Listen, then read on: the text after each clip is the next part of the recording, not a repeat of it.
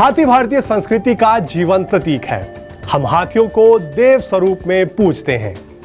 मांगलिक आयोजनों में हाथी का आगमन शुभ माना जाता है। तो वहीं जो काम बड़ी से बड़ी मशीन भी नहीं कर पाती, हाथी वो काम हमारे दोस्त बनकर चुटकियों में कर देते हैं। लेकिन यह युग डेवलपमेंट का है, इंफ्रास्ट्रक्चर के विकास और विस्तार का है। तो क्या हाथी और अन्य वन्यजीव अपने अस्तित्व की लड़ाई हार जाएंगे? ऐसा बिल्कुल नहीं, क्योंकि भारत के डेवलपमेंट मॉडल की सबसे बड़ी विशेषता यही है कि हमारे देश में डेवलपमेंट प्रोजेक्ट्स प्रकृति, वन्यजीवों और पर्यावरण के खिलाफ नहीं, बल्कि उन्हें सुरक्षित करते हुए, संरक्षित करते हुए, साथ साथ लेकर सह अस्तित्व के नए भविष्य की ओर आगे बढ़ता है।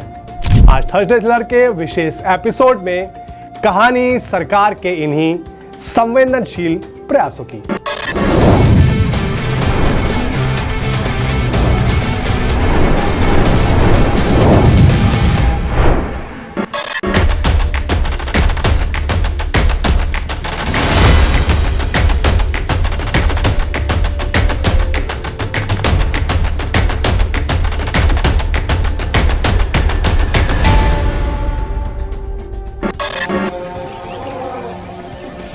ऐसी दुखद खबरें अब नहीं आती, क्योंकि संवेदनशील सरकार ने हाथियों की सुरक्षा को दी है सर्वोच्च प्राथमिकता।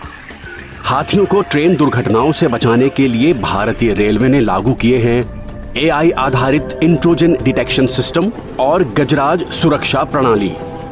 अब एलिफेंट कॉरिडोर से ट्रेनें भी गुजर रही हैं और हाथियों का आवागमन भी बन गया है पूरी तरह सुरक्षित। अब टेक्नोलॉजी कर रही है हाथियों की सुरक्षा, इसीलिए हाथी अब दे रहे हैं आशीर्वाद। क्या आपने कभी सोचा है, आती हुई एक ट्रेन और उधर अपनी मस्ती में जाता एक हाथी परिवार। अब क्या होगा? कौन रुकेगा? हाथी या फिर ट्रेन? इस सवाल का सहज समाधान ढूंढ लिया गया है। अब टकराव को टाल दिया गया है, क्योंकि हाथी समेत अन्य वन्य जीवों और ट्रेन के रास्ते अलग अलग कर दिए गए हैं। भारत ने साबित कर दिखाया है कि संवेदनशीलता के साथ प्रयास किए जाएं तो विकास और प्रकृति साथ साथ भी चल सकते हैं।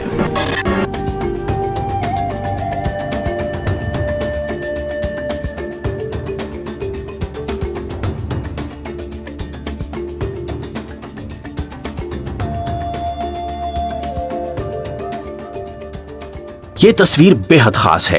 प्रधानमंत्री नरेंद्र मोदी सहारनपुर से देहरादून के बीच बने वाइल्ड लाइफ कॉरिडोर का निरीक्षण स्वयं कर रहे हैं। ये है वन्य जीवों और पर्यावरण के प्रति सरकार की संवेदनशीलता की सबसे बड़ी मिसाल। हाथियों के प्रति प्रधानमंत्री नरेंद्र मोदी के मन में विशेष स्नेह है। इसीलिए पीएम मोदी जब रंगनाथ स्वामी मंदिर गए तो वहां मंदिर के हाथी ने माउथ ऑर्गन बजाकर प्रधानमंत्री जी का स्वागत किया।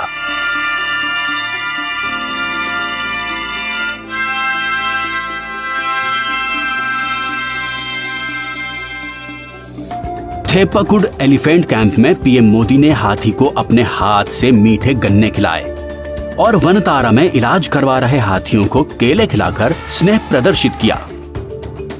वहीं काजीरंगा नेशनल पार्क में एलिफेंट सफारी की और अपने हाथी को आभार स्वरूप गन्ने भेंट किए।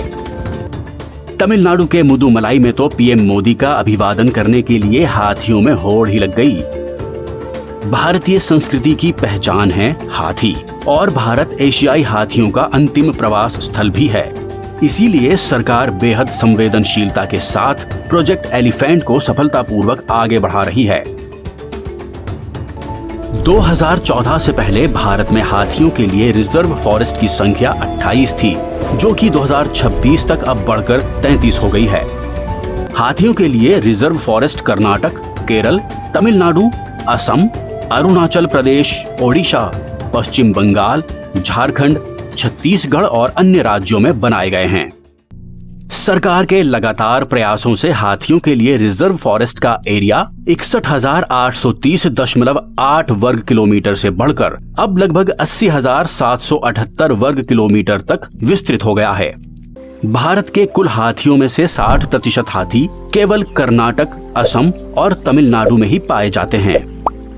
हाथी कभी एक जगह टिककर नहीं रहते, बल्कि अपने परिवार के साथ एक जगह से दूसरी जगह आते जाते रहते हैं। लेकिन बदलते वक्त ने उनके रास्तों में सड़कें और रेलवे लाइनें बिछा दी हैं, और ये गुजरते हुए हाथियों के लिए अक्सर गंभीर दुर्घटनाओं का कारण बनी हैं। सरकार ने इस समस्या का समाधान बेहद संवेदनशीलता के साथ तलाशा है, और अब स्थिति पूरी तरह से बदल गई है। विकास अब वन्य जीवों और पर्यावरण के रास्ते की बाधा नहीं रहा, बल्कि उन्हें सुरक्षित माहौल उपलब्ध कराने के साथ सहारा दे रहा है। आज के भारत में पर्यावरण और हाथी जैसे वन्य जीव विकास के साथ साथ चलते हुए फल फूल रहे हैं। इंफ्रास्ट्रक्चर अब बाधा नहीं। सरकार ने इंफ्रास्ट्रक्चर की डिजाइन में महत्वपूर्ण बदलाव करके हाईवे और एक्सप्रेसवे पर हाथियों और शेर, बाघ जैसे अन्य वन्य जीवों के लिए अंडरपास बनाए हैं। दिल्ली देहरादून एक्सप्रेसवे इसका ताजा उदाहरण है, जहां गणेशपुर प्रखंड पर सड़क ऊपर है और जंगल नीचे। इससे हाथियों के साथ अन्य वन्य जीव भी सुरक्षित जंगल पार कर रहे हैं, और ऊपर चल रहे ट्रैफिक पर कोई असर भी नहीं पड़ता।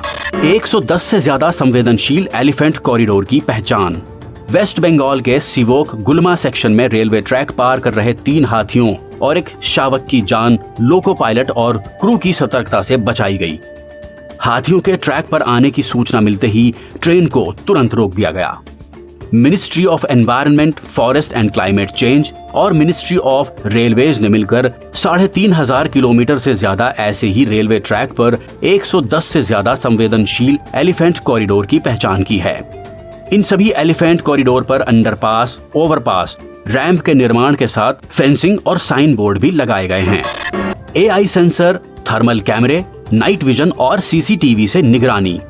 ये देखिए, 18 फरवरी को CKP डिवीजन और ओडिशा फॉरेस्ट डिपार्टमेंट ने AI सेंसर की मदद से रेलवे ट्रैक पर हाथियों की आवाजाही का पता लगाया और समय रहते ट्रेन सेवाएं रोक दी, जिससे 23 हाथियों के झुंड की जान बचाई जा सकी। Ministry of road transport and highways और भारतीय रेलवे ने एडवांस टेक्नोलॉजी की मदद ली है।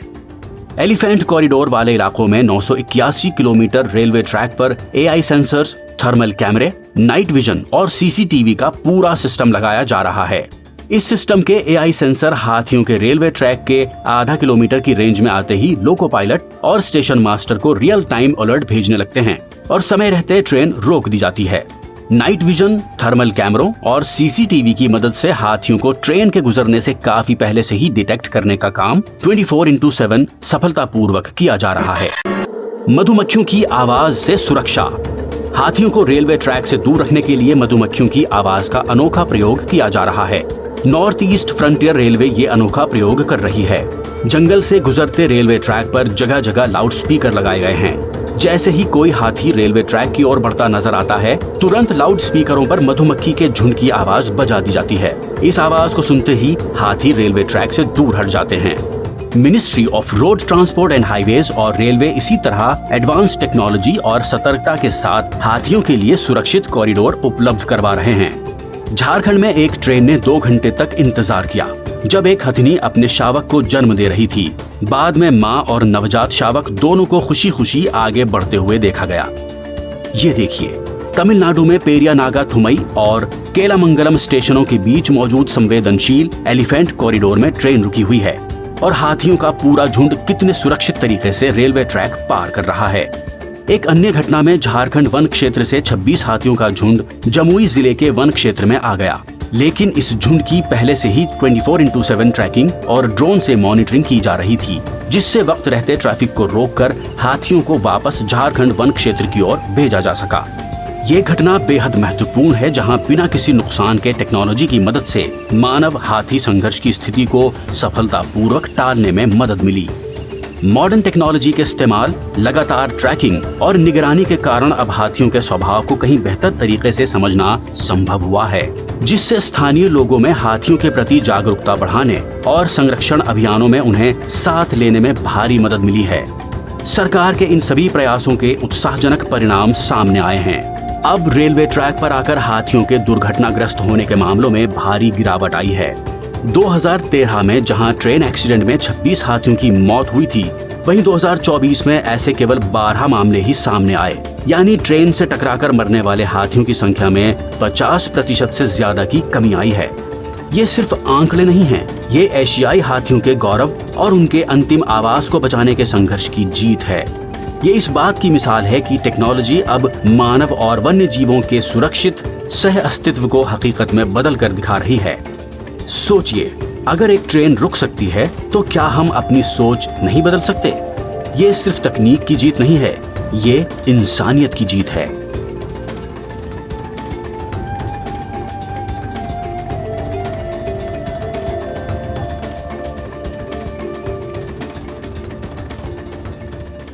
एआई, थर्मल विजन और दूसरी एडवांस टेक्नोलॉजी से 24 घंटों की निगरानी केवल डेवलपमेंट प्रोजेक्ट्स के सफल क्रियान्वयन ही नहीं, बल्कि हम सब के लिए बहुत जरूरी है। ये हाईटेक निगरानी और संरक्षण के तमाम उपाय इसीलिए भी जरूरी है ताकि दूसरे देशों ने डेवलपमेंट के नाम पर जिस तरह से वन्य जीवों और पर्यावरण के विनाश की जो गंभीर गलतियां की है वो हम ना करें। हाथी, बाघ, शेर और अन्य वन्य जीवों को सुरक्षित वातावरण देने का काम हमारे खुद के अस्तित्व की सुरक्षा के लिए भी बहुत जरूरी है, क्योंकि मानव अस्तित्व इन्हीं से पूर्ण होता है। ये सुरक्षित रहेंगे तो हमारी आने वाली पीढ़ियों का भी कल सुरक्षित रहेगा।